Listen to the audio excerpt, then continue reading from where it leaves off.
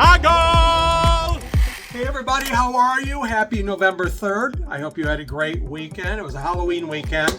A little crazy here in Chicago, Illinois, but a good crazy. The weather was good.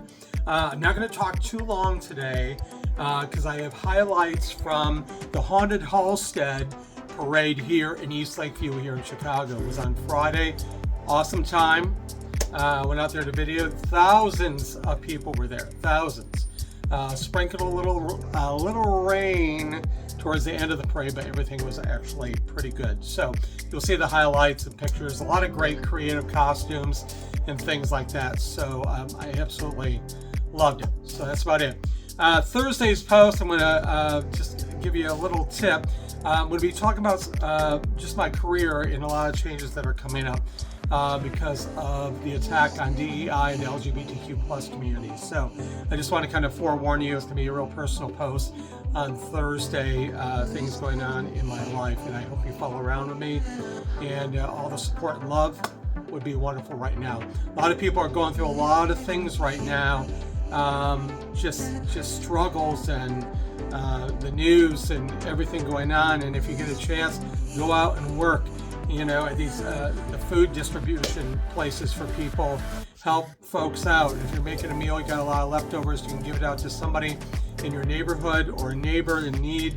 Please do that. Be a good human. That's all it comes to. Be a good human, because I know right now there's not a lot of good humans out there. We need a do-over. A lot of people. So yeah, so that's what's happening. Just want to highlight, yesterday I went to a celebration of life for my dear friend Lori Cannon, and people spoke, and it was one of the greatest memorials I've been at in celebrating somebody's life, and I really loved it.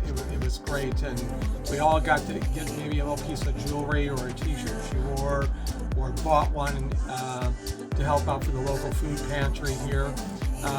It was just a great time.